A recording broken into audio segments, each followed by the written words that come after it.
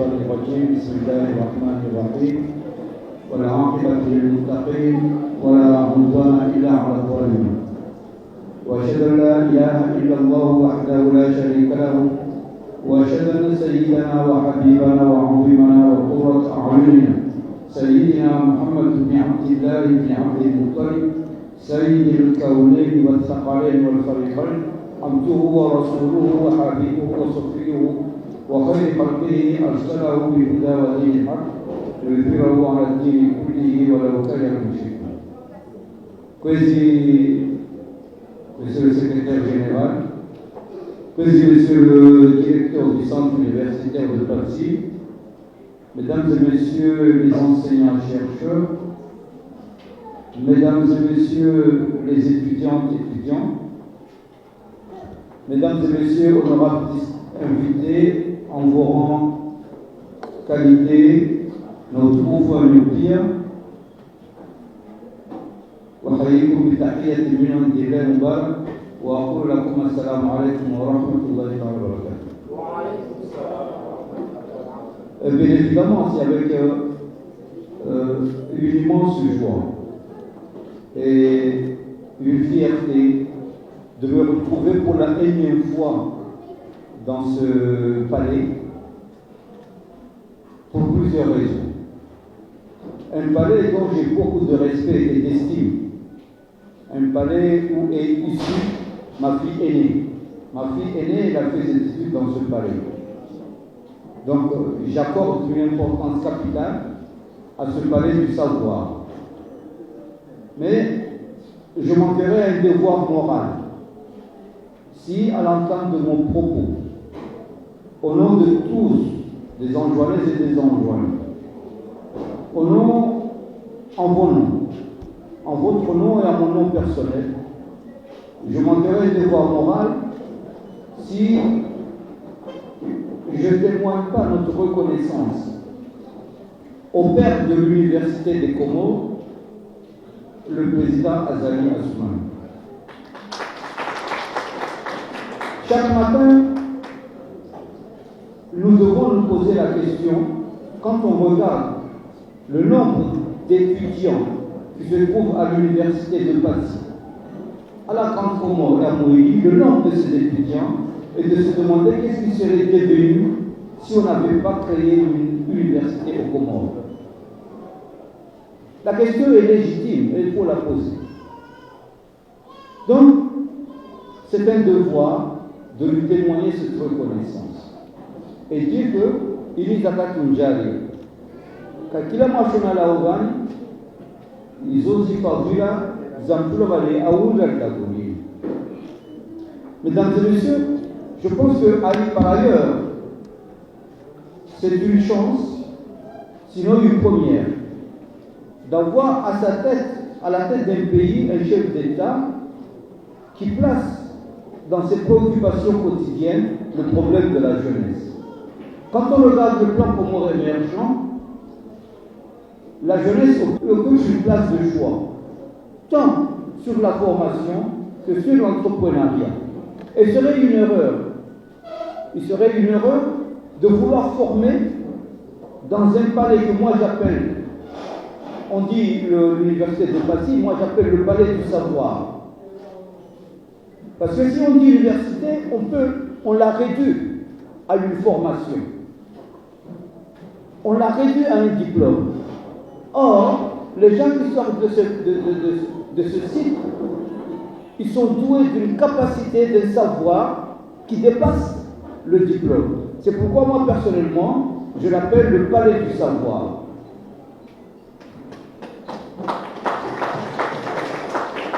Et il serait réductible de réduire la valeur de ce palais en disant qu'on forme des diplômés, parce qu'un diplômé, peut-être dans plusieurs cas, c'est un chômeur. Dans tous les pays du monde, or, le chef de l'État, il dit un jeune, un emploi. Mais un jeune, un emploi,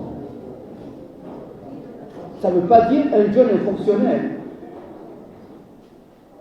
Un jeune, un emploi, c'est permettre à ce jeune qui est sorti de ce palais de savoir, donc qui est plein de capacités intellectuelles morales, c'est de lui permettre de s'auto-financer et de se créer un emploi, mais pas être l'employé de quelqu'un. C'est réductible. Nous, les employés, on voit comment on souffre. Mais quand on est patron de lui-même, ça, c'est la valeur intrinsèque de la morale intellectuelle. Donc, mes chers étudiants, mes chers enfants, chaque fois que l'université de Passy, ce palais du savoir me sollicite, par respect à ma fille, par respect à vous-même, parce que devant moi, j'ai le futur président de la République. Peut-être que le futur président de ce pays est parmi vous.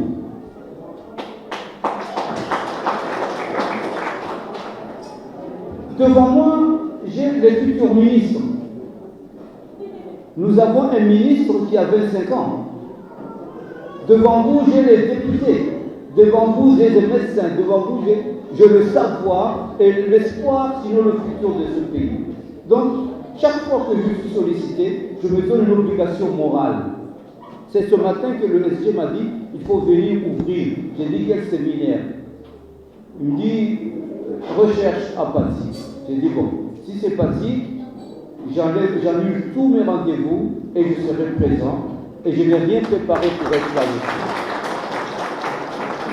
Donc, mesdames et messieurs, par contre, vous me permettrez, sans vouloir être l'avocat de ce palais, mais il est regrettable. Et je suis désolé que le président ne soit pas là. Il est regrettable qu'en matière de compétences, en matière de nombre, en matière de valeur, le site universitaire de Passy n'est pas égalé au Comores. Par contre, on remarque que la plupart des enseignants, à qui je salue le formidable travail qu'ils font, et je m'écris même que la plupart d'entre eux sont au niveau master. Et il est grand temps, monsieur le directeur, que nous ouvrons les vannes, que nous ouvrons les portes pour que ces jeunes qui font le preuve, même en ayant des masters, puissent aller plus loin vers le doctorat. Et là, je serai là pour défendre, parce qu'en matière de nombre, nous avons quand même un nombre assez important d'étudiants. Nous avons les compétences, nous avons démontré, malheureusement, il nous manque cette petite quelque chose pour nous mettre en valeur. Et là, c'est une revendication légitime et j'en serai le porte-drapeau. Mesdames et messieurs, donc nous allons ouvrir ces journées scientifiques. Ces journées scientifiques, mais comme vous êtes des scientifiques, il y a des objectifs, il y a des buts. Mais parmi ces journées, il faut savoir et bien connaître le propre milieu, leur richesse. Savoir, ici quand on regarde l'état physique de ce site, on a tendance à être dégoûté. Excusez-moi. Or, la valeur intrinsèque de ce palais est à envier. Ceux qui ont eu la chance d'être dans des universités étrangères, peut-être qu'ils ont des buts sur le plan physique, sur le plan architectural, peut-être que c'est joli, mais sur le plan moral, peut-être que c'est différent. Donc on est là, déjà savoir la valeur de là où nous nous trouvons. Je pense que c'est très important. Acquérir, mettre au point et créer des savoir-faire adaptés à l'environnement. Participer au progrès des connaissances et ainsi avoir accès par les enseignants entre eux et à l'échange planétaire. Renforcer la qualité de l'enseignement supérieur et de la recherche scientifique par l'amélioration des profils des enseignants. Ce séminaire, le directeur vient de le dire, est sollicité par la majorité des enseignants. soucieux, sinon soucieuse, cette majorité est soucieuse de leurs compétences. C'est pourquoi je pense que vous avez invité l'IRAC, la CNDRS, qui sont également des monuments en matière de recherche, en matière de conservation des documents. Vous savez, quand on parle de recherche, on a tendance à voir très loin, à penser que c'est quelque chose de compliqué. Moi, vous voyez, avec ma petite taille, j'ai 30 ans d'expérience professionnelle. Il ne faut pas me voir petit comme ça, ça fait 30 ans que je travaille à l'hôpital de Homo comme médecin. Je suis le premier chirurgien cervical au Comores. Mais quand on parle de recherche, on a tendance à chercher, on n'a pas de laboratoire, on n'a pas ceci, on n'a pas cela. Non, une recherche c'est tellement simple. C'est de dire ce que les autres n'ont pas dit. C'est très simple. Moi j'ai dit à mes jeunes médecins, si vous donnez un médicament à un malade, ce malade fait une réaction, et la réaction n'est pas écrite dans la notice du médicament, tu écris, j'ai donné de l'aspirine malade, il a fait telle réaction, là tu as fait une recherche. Et tu envoies ça à l'OMS, et ça c'est une recherche. Aujourd'hui, moi chaque fois qu'on regarde, il y a beaucoup de sujets. On parle de l'environnement. C'est un sujet qui me tient à cœur. Sans l'environnement, sans un environnement sain, on ne peut rien faire. Deux choses dans ce pays, sinon dans l'île d'Anjouan, parce que je n'ai pas la légitimité de parler des Comores, mais à Anjouan, il y a deux thèmes, deux sujets.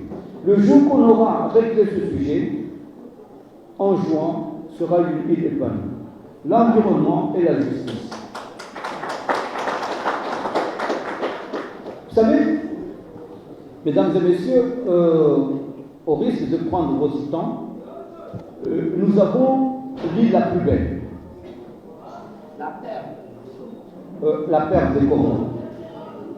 L'île au parfum. Malheureusement, c'est l'île la plus pauvre. Et cette pauvreté est due à plusieurs facteurs. Aujourd'hui, il est difficile d'investir en Anjouan. Nous avons une île très montagneuse. Presque 20 à 30% de notre terre n'est ni habitable, ni exploitable, ni cultivable. Mais personne ne saura, moi personnellement je ne le sais pas, nous avons le taux de fécondité le plus élevé. Les hommes sont efficaces, les femmes sont efficaces et nous faisons beaucoup d'enfants. Nous avons un taux de fécondité à peu près de 7,8 par famille. C'est-à-dire, par famille, en moyenne, c'est 7 enfants pour 8. Alors que la moyenne nationale, c'est 6,2. Et cela a créé une forte densité dans l'île, et nous avons à peu près 720 habitants au kilomètre carré en Anjouan. Quand la moyenne planétaire mondiale, c'est 400 habitants au kilomètre carré. Donc, il y a cette promiscuité. Les gens vivent entassés. C'est pourquoi nous avons été fortement endeuillés par le choléra. 720 habitants au kilomètre carré, ça c'est les gens s'entassent. On a vu une famille de 6 enfants dormir, le père, la mère et les enfants dans une même pièce. Donc, cela provoque effectivement une pauvreté dans notre île. Vous savez, on a déboisé. On avait 100 rivières auparavant qui coulaient abondamment en juin. Aujourd'hui, il y en a que 3. Tchatchenga, le Moni, on appelle ça déjà. Papani, et un autre à. Non, le Baché, ça ne coule pas. Lingoni. Limbolite. Hein. Donc il n'y a que 3 rivières actuellement sur 100. Et là, nous sommes un pays pauvre. Nous sommes un pays pauvre. Déjà, nous, seuls en juin, nous mangeons ce que nous ne produisons pas. Tout ce que nous mangeons vient de l'extérieur. Même le manioc. Il suffit que la mer soit agitée pour qu'un juin tombe dans la famille. Comme il n'y a pas de bateau, 1 kilo d'oignon coûte 5 000, 6 000 francs. Moi, je fais le marché. Je suis allé au marché pour acheter de l'ail chez Moubouji. On me dit 6 000 francs, j'ai dit je ne suis pas riche pour manger de l'ail à 6 000 francs. Donc, pourquoi? Parce qu'on l'importe. Et ces Couturier disaient, un pays qui mange ce qu'il ne consomme pas, c'est un pays pauvre. Donc nous sommes un pays pauvre. Par contre, le sol peut être, notre sol est riche. Nous avons des gens riches parce qu'ils ont le savoir-faire. Mais nous avons peur de nous hasarder dans l'entrepreneuriat. Mes chères étudiantes, mes chers étudiants, vous profitez de cette formation pas pour être des chômeurs, des fonctionnaires. Je vais vous raconter une anecdote. J'ai reçu, ils étaient combien de fois ou deux. J'ai reçu 2 charmantes filles. Très charmantes. Ils ont demandé un rendez-vous chez le secrétaire général. J'ai dit, mais ce sont des enfants, des étudiantes, il faut leur donner le rendez-vous. Donc, on leur a donné le rendez-vous. Les jeunes filles, tellement charmantes, bien habillées, elles se présentent dans mon bureau. Déjà, elles étaient intimidées. J'ai dit, non, relax, cool. Qu'est-ce que vous voulez? Ils disent, non, nous sommes sortis de l'université de Passy, ça fait combien d'années? 2 ans, 3 ans? 3 ans, on n'a pas trouvé du travail. Ah. Mais qu'est-ce que vous voulez faire? Vous avez fait quoi? Nous avons fait quelque chose, je ne dis pas. J'ai dit, mais déjà vous venez, vous n'avez pas votre CV. Ah, on ne savait pas qu'il fallait venir avec un CV. Problème. Mais qu'est-ce que vous voulez faire? On ne sait pas. Ils sont connus aussi. J'ai dit, mais avec votre diplôme, qu'est-ce que vous êtes capable de faire? Car 6 jours. Si vous venez à Zéchi, d'Alina Jaman, tout de suite je vous fais l'arrêter. À 6 jours sur l'officier. Mais je ne les ai jamais plus revus. Pourquoi? Parce qu'il y a un problème d'orientation, monsieur le directeur. Et ça, c'est depuis la base. Il y a un problème d'orientation. Les enfants ont le bac, ils ne savent pas ce qu'ils doivent faire pour être productifs. À la dernière minute, ils font des inscriptions dans des départements dont ils ne sont même pas fiers d'y être. Donc moi je pense que depuis, malheureusement il n'y a pas le secondaire, mais il faut orienter les enfants. Nous on avait eu la chance d'être orientés. Quand j'étais au lycée, il y avait un service d'orientation. À partir de la 3e, on nous orientait. Les jeunes font des études, mais ils ne savent même pas à quoi servent leurs études. Parce que c'est parce qu'eux, ils aimaient. C'est parce qu'eux, ils aiment. Mais ils font des choses parce qu'il faut le faire. On va à Pati, on va à Madagascar, on va à Dakar, on va faire. Donc on ne sait pas. Donc moi je pense que, monsieur le directeur, il faut introduire ce volet. Il faut introduire ce volet parce que nous avons une richesse. Nous avons une richesse en juin. L'agriculture. C'est une grande richesse. Le groupe Atlantique, le monsieur, il s'appelle monsieur De Songi, c'est un ami. C'est le 4e milliardaire en Afrique. Le 4e. Mais le monsieur, c'est l'agriculteur. Il a commencé dans l'agriculture. Et il a grandi dans l'agriculture. Aujourd'hui, il a acheté la BIC. il a acheté la Banque de Madagascar, il a acheté au Niger, au Nigeria, partout en Afrique, il est là. Et c'est l'agriculteur. Et nous avons une autre richesse, c'est la mer. La mer, c'est une richesse. Il suffit que quelqu'un, tu sais, nous sommes 4 îles. Donc, entourés par la mer, il est irregrettable que nous importons du sel. Nous importons du sel. Or, il faut qu'il y ait quelqu'un, nous avons un problème d'eau potable. Mais que quelqu'un me fasse un projet, moi je vais trouver le financement pour dessaliner la mer, l'eau de mer. Dans beaucoup de pays, c'est l'eau de mer qu'on boit, mais dessalinée. On enlève le sel et on boit.